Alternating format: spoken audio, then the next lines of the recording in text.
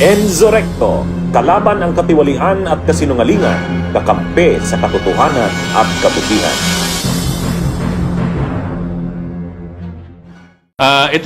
Nung panahon ninyo sa NBI, doon po nangyari yung November 23, 2024 na broadcast ni VP Sara Duterte, at kayo po ay nag-imbestiga, if I remember right, when we guested you before sa story ko, kayo po ay nag-imbestiga. We'd like to know po kung ano po yung naging resulta ng inyong investigasyon, ano po yung mga findings, at yun po, konting paghihimay po. Yes sir, noong pong November 23, nung lumabas yung Zoom meeting nga ni VP Sara, naging agad yun, tinatawag ko agad ang aking cybercrime unit. Tingnan nyo nga ito, totoo ba yan? Hindi ba yan AI? Si VP Sara ba yan talaga? So umaksyon agad ang aking cybercrime unit. At nag-check agad kami sa Facebook at yun, nakakuha kami ng certification na tunay na pangyayari yun. With that, nagkaroon na nga ng nagsalita agad, nagbigay agad ng kanyang panig si E.S. Bersamin during that time. Tapos si Secretary Boying Remulla, DOJ Secretary at that time, ay tinawagan agad ako, may nagte-trending na ganun nga. Tignan niyo yan. Di siyempre, opo sir, we're on it na. Ngayon, later, si Presidente mismo nagpalabas din ng kanyang komento. Sinasabi niya hindi niya pa lalampasin yung mga ganyang pagtatangkang kriminal. Hindi niya pa palampasin yan. So, with mga pronouncement ng ating mga pinuno, mga nasa itaas, ay talagang nag-proceed kami sa pag-iimbestiga. Kaya antimano, nung ma-check namin na authentic yung video at talagang si BP Sara ang nagsalita doon, ay nag-compose po ako ng investigating team. Puro kami mga abogado doon. Siguro mga 6 kami na abogado except doon sa technical assistance ng cyber na isinugpi na namin si Ma'am BP Sara para pumunta sa NBI at makapag-shed light dito. Pero po hindi siya nagpunta ka. Did she ignore? Did she waive that invitation? Ayun, opo, yun pong unang subpila namin sa kanya, plus letter. Sinabi namin na naintindihan namin na sinasabi niya lagi na mayroong threat din sa kanyang buhay. So, mandato po ng NBI na pagka may threat sa buhay ng Presidente, Vice President, Senate President, Speaker of the House at ng Chief Justice, antimano, kailangan motu proprio pumasok ang NBI at mag-imbestiga. So, sinabi namin kay Ma'am BP Sara na ma'am, imbestigahan natin lahat yan. Pinapapunta nga namin siya sa NBI pero hindi siya sumipot. Nagpadala siya ng abogado, kung hindi ako nagkakamali, Attorney Lim, at sinabi nga sa amin na hindi makakarating si BP Sara dahil busy siya sa pagpe-prepare doon sa merong investigation ng Congress. So, nireset ko yung investigation para mabigyan siya ng time at the same time, sinabi ko, tinanong niya rin kung ano ba yung iimbestigahan namin sa kanya. Sinabi namin punto by punto. Pero yung pangalawang pagkakataon, hindi pa rin po siya sumipot. Attorney, paano naman yung sinasabi niya na Project Romanov? Na meron daw plot para ubusin ang kanyang pamilya. Yung ba ay napaabot sa inyo noon at naimbestigahan nyo rin? Alam nyo, nagsalita si BP Sara because of the question of si Princess Maui. Opo. Ang tunay na pangalan niya ay si Julius Melanio. Nagulat kami, bakit bigla na lang na sinabi niya na, ma'am, yung merong operation na Romanov. Parang ang nangyari na may operation Romanov against BP Sara. But then, at chinek namin yung Romanov na yan.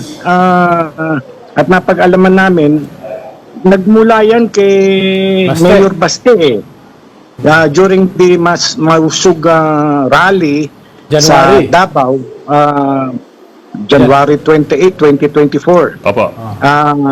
Nagsalita si Mayor Baste na meron lang akong gustong i-warn si presidente natin na bago siya matulog, remember the Romanov, Mussolini, and remember what happened to your family in 1986. So yung Romanov po ay nag-umpisang lumabas yan sa pananalita ni Mayor Baste. Kaya yung tanong ni Princess Maui, nagulat kami, bakit biglang na lang na kay BP Sara na yung Operation Romanov na yan? At we further investigate, yung Romanov pala, mga ruler yan sa Russia, and tapos nagkaroon ng gera doon. In 2018, ay hinuli yung buong pamilya at pinatay yung buong pamilya.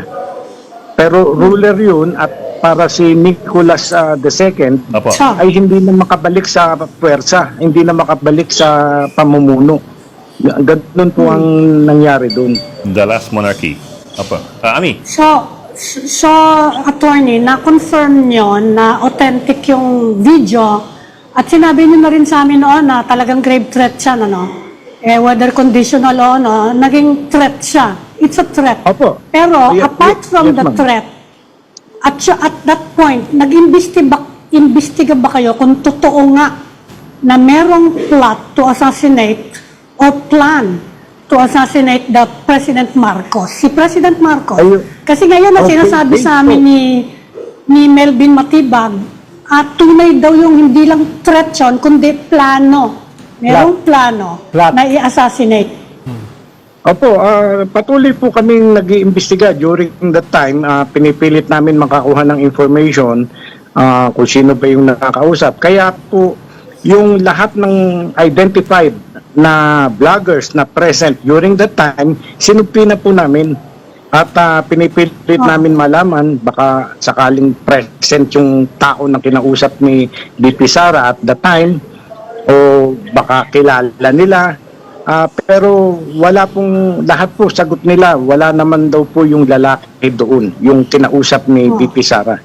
Kaya, tapos nga, iniimbitahan namin si BP Sara para makapagpaliwanag siya, baka nagagalit lang siya na out of, nabibigla lang siya, kaya niya nasalita yun, pero hindi po siya nakipag-cooperate sa amin. So, attorney, hindi totoo yung sinasabi ng ibang sektor na hindi nyo inimbestigahan yung alleged Romanov plot laban sa mga Duterte. Hindi totoo yun.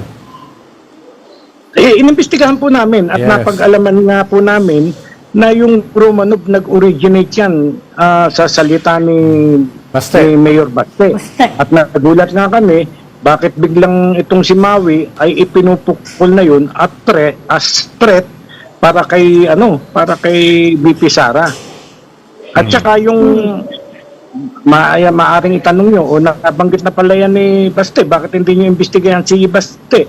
Because at that time, hindi naman threat yung kay Baste. Warning, babala, na, oy, Mr. President, alalahanin mo yung Romanov, alalahanin mo yung Mussolini, alalahanin mo yung nangyari sa inyong noong 1986 sa pamilya ninyo. So, wala lang, hindi naman threat yun. But then, yung magsalita si BP Sara na talagang ang hindi nga nila na pupuna yung salita ni BP Sara. Yung unang salita niya, huwag kang mag-alala, ma'am, pag ako pinatay, ay, meron na akong nakausap para patayin si BBM, si Lisa, at si Speaker of the House. No joke. Tapos sinundan niya, pag ako namatay, huwag kang tumigil hanggat hindi sila napapatay. At sumagot yung lalaki, yung kausap niya, yes, ganon. So, yung pangalawang salita niya, which is the latest pronouncement, ay pag namatay siya, hindi yung pinatay. So, napaka-dangerous. Kung knock on wood, atakihin siya, o madisgrasya, whatever, namatay siya, abay, yung nautusan niya, kung sino man yun, ay i-execute yung kanilang plano. Ano naman ang tingin nyo, attorney, dito sa depensa nila na ito ay may context, yung threat na yan. Or At ito justification. ay conditional lang. Conditional. Oo. Hindi po ang ang threat po maaring may condition o walang condition. Pagka nasabi mo na yung pananakot, yung mga words or utterances na ng crime against sa isang tao o sa kanyang pamilya o sa kanyang property, yan ho ay papasok sa grave threat. Attorney, if I may, para lang po klaro kasi people are also wondering kung if you've ever been able to identify or track down kung sino yung nakausap ni VP Sara. Kung meron man, meron ho ba talaga siyang nakausap at meron ho ba kayong yung kahit paano napagsuspetsyahan kung sino itong nakausap? Patuloy pong iniimbestigahan yan at as a matter of fact, nasabi lang nga ni ngayong Director Melvin Matibag na meron na silang lead. Meron na silang lead at maaaring mailabas niya yan within 3 to 6 months. Pero nung panahon nyo, attorney, na-verify nyo ba na may kinausap nga, although hindi nyo siya na-identify? At that point, nung kayo pa yung director, Pinipilit po namin ma-identify kung sino man yung nakausap niya, pero wala kaming zero ang information namin during that time. Pero alam niyo naman kasi na, ngayon medyo pero alam niyo naman, attorney, na hindi kinakailangang malaman kung sino yung hinayang para mabawasan yung pagiging grave threat nung grave threat. Hindi po. Makilala yun o hindi mapapalitan, hindi magbabago yung isinampa namin na grave threat at inciting to sedition. Bunyog, bunyog, halikan na kasama ka. Bunyog, kapag buklod ay may pag-asa. Luzon, Visayas, Mindanao, isa ang pananaw. Sa bagong Pilipinas ang bunyog isisigaw.